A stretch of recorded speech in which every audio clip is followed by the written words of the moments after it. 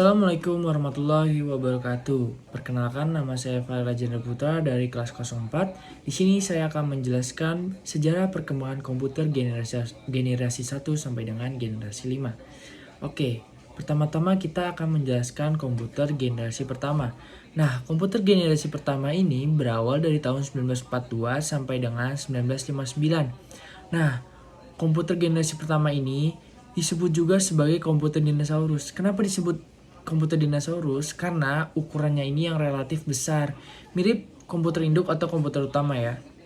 Nah, yang hanya bisa menggunakan komputer ini hanyalah orang yang ahli, karena dia memiliki daya komputensinya sangatlah lambat. Dan komputer generasi pertama ini menggunakan tabung vakum untuk memproses dan menyimpan data. Nah, tabung vakum ini berukuran seperti lampu kecil, dan tabung vakum ini cepat panas dan mudah terbakar. Makanya kita butuh ribuan tabung vakum untuk mengoperasikan komputer generasi pertama ini. Dan di sini sebagai penguat sinyalnya, komputer generasi pertama menggunakan tabung hampa udara. Dan ciri khas tabung hampa udara itu dia berbahan dari kaca. Ya tentu saja kalau dari kaca pasti mudah pecah dan mudah terbakar ya. Nah, lanjut ke ciri-ciri komputer generasi pertama. Nah, kalau ciri-ciri komputer generasi pertama ini, yang pertama itu komponen elektronikanya ini dari tabung hampa ya, yang vakum tube itu loh. Nah, yang kedua itu program dibuat dalam bahasa mesin, yang programnya tersimpan dalam memori komputer. Yang ketiga itu programnya masih menggunakan bahasa mesin dengan menggunakan kode 0 dan 1 dalam urutan tertentu. Dan sifat-sifatnya ini, yang pertama ukurannya besar dan memerlukan tempat yang sangat luas ya, karena ya tahu sendiri seberapa besar gitu komputer generasi pertama. Dan yang kedua itu memerlukan pendingin atau AC ya, karena komputer generasi pertama ini mudah mengeluarkan panas gitu. Dan yang ketiga ini prosesnya relatif lambat. Dan yang keempat, kapasitas untuk menyimpan datanya itu kecil ya. Nah, untuk pabrik-pabrik yang yang memproduksi komputer generasi pertama ini ya, ada Univac, IBM, Burogis, dan Honeywell. Dah. Nanti di sini saya akan memunculkan contoh dari komputer generasi pertama itu. Oke, lanjut ke generasi kedua.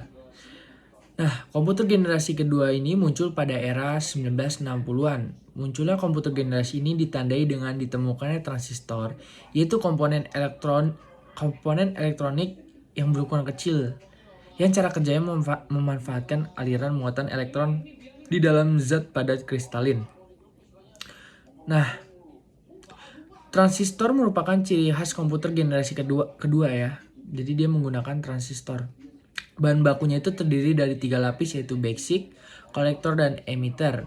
Nah, transistor ini merupakan singkatan dari transfer resistor, yang berarti dengan mempengaruhi daya tahan antara 2 dari 3 lapisan. Nah, komputer generasi kedua menggunakan transistor dan dioda untuk menggantikan tabung vakum. Jadi, komputer generasi kedua ini udah tidak menggunakan tabung vakum lagi. Nah, pada komputer generasi ini diperkenalkan cara baru untuk menyimpan data, yaitu dengan penyimpanan secara magnetik. Nah, penyimpanan secara magnetik itu maksudnya menggunakan besi-besi lunak yang dililit oleh kawat. Untuk prosesnya, komputer generasi kedua ini lebih cepat dibandingkan generasi pertama tentunya, karena ada kemajuan ya. Dan awalnya ini komputer generasi kedua ini menggunakan bahasa program tingkat tinggi seperti Fortran yang diproduksi 1954 dan COBOL yang pada tahun 1959. Dan kedua bahasa program ini menggantikan bahasa mesin atau low level language gitu. Ciri-ciri komputer generasi kedua ini yaitu pertama, komponen elektronikanya ini dari transistor. Yang kedua itu program dibuat dengan assembly language. Dan yang ketiga, menjadi titik awal penemuan mini komputer, jadi ukurannya itu lebih kecil gitu.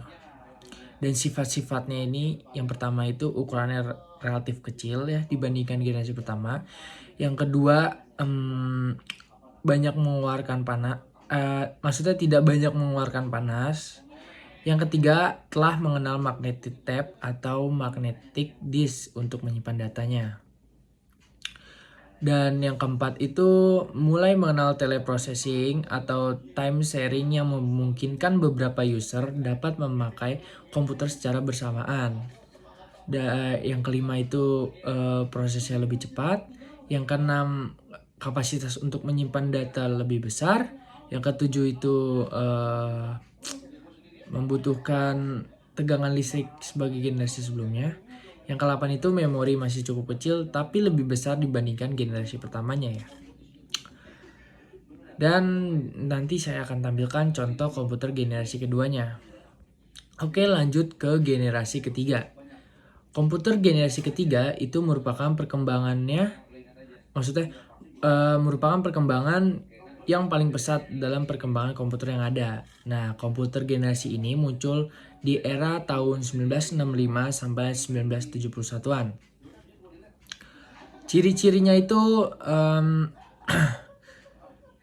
ciri-ciri dari komputer generasi ketiga itu yang pertama itu komponen elektronikanya itu dari integrated circuit atau IC yang berbentuk itu seperti chip atau lempengan itu. Yang kedua itu program dibuat dengan bahasa tingkat tinggi. Yang ketiga sudah menerapkan konsep multiprocessing dari satu multi programming dalam waktu yang bersamaan. Yang keempat dapat berkomunikasi dengan peralatan lain, melakukan komunikasi data seperti telepon dengan komputer. Yang kelima itu sebagai titik awal fenomena mikrokomputer karena ukurannya lebih kecil. Yang keenam komputer menjadi lebih kecil dan lebih murah. Yang ketujuh itu konsep time sharing diperkenalkan pada tahun ini. Nah, nanti di sini akan saya munculkan contoh dari komputer generasi ketiga. Oke, lanjut ke generasi keempat. Nah, komputer generasi keempat ini telah berkembang sangat pesat karena penggunaannya yang sangat mudah atau friendly user bisa kita sebut lah ya. Dan serbaguna apalagi di bidang industri dan teknologi informasi. Nah, komputer generasi keempat adalah komputer yang kita temui pada saat ini loh. Jadi pada saat ini kita sudah banyak menemukan komputer generasi keempat tentunya. Sedangkan untuk pengolahan dan penyimpanan data menggunakan IC atau chip. Nah, ukurannya ini lebih kecil, membuat ukuran komputer pun lebih sederhana, jadi lebih kecil dari sebelumnya. Pastinya ada perkembangan lah ya. Dan proses pembuatan IC komputer generasi ini dinamakan pengintegrasian dalam skala yang sangat besar. Pengolahan data dapat dilakukan dengan lebih cepat atau dalam waktu yang singkat. Media penyimpanan generasi ini lebih besar dibanding generasi sebelumnya. Komputer generasi ini sering disebut komputer mikro. Contohnya itu yang sudah banyak kalian pakai yaitu PC, personal computer. Dan beberapa teknologi IC pada generasi ini adalah prosesor 6086, 8286, 8386, 8486, Pentium 1, Celeron, Pentium 2. Dan sifat-sifatnya dari komputer generasi keempat ini, yang pertama ukurannya relatif lebih kecil ya pastinya. Yang kedua menerapkan multiprogramming dan multiprocessing. Yang ketiga itu mengenal database management system atau DBMS. Nah, pabrik yang memproduksi itu ada IBM, Burogis, Honeywell, dan Intel. Nah, komputer generasi 40 itu generasi keempat maksud saya itu dari tahun 80-an sampai dengan sekarang. Nah, ciri-ciri dari komputer generasi keempat ini yaitu yang pertama komponen elektronikanya dari miniaturisasi yang disebut LSI. Yang kedua mulai memperkenalkan FLSI atau Very Large Scale Integration yang merupakan panduan dari IC dengan kapasitas rangkaian dapat mencapai 100.000 komponen tiap chip. Yang ketiga mulai dikembangkan suatu jaringan komputer lokal menggunakan ARPANET atau Attached Research Computing Network. Di sini saya akan memunculkan contoh dari komputer generasi keempat. Dan yang paling terakhir ini, yang komputer generasi kelima ini, komputer generasi yang akan mendatang yang belum terwujud, karena komputer generasi ini merupakan komputer impian masa depan. Pembentukan bentuk komputer generasi kelima ini tentunya akan lebih kompleks ya. Komputer generasi kelima ini diperkirakan mempunyai lebih banyak unit pengolahan yang bekerja secara serentak untuk menyelesaikan lebih dari satu masalah dalam waktu bersamaan. Nah, komputer generasi ini juga mempunyai memori yang besar.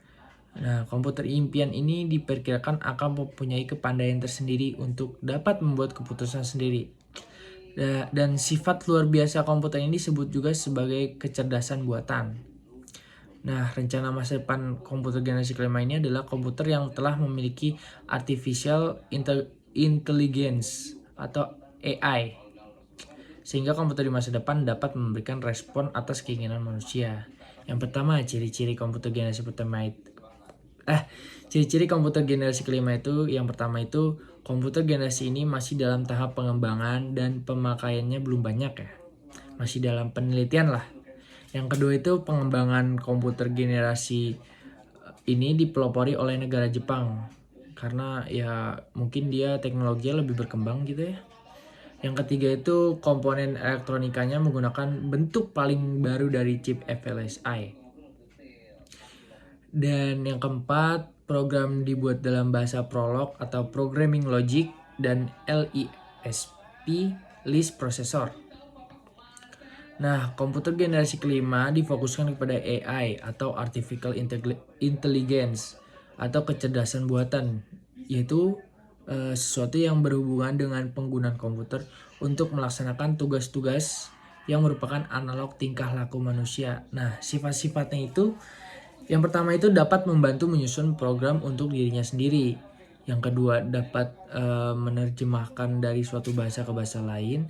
Yang ketiga dapat membuat pertimbangan-pertimbangan logis. Yang keempat dapat mendengar kalimat-kalimat perintah yang diucapkan serta melaksanakannya.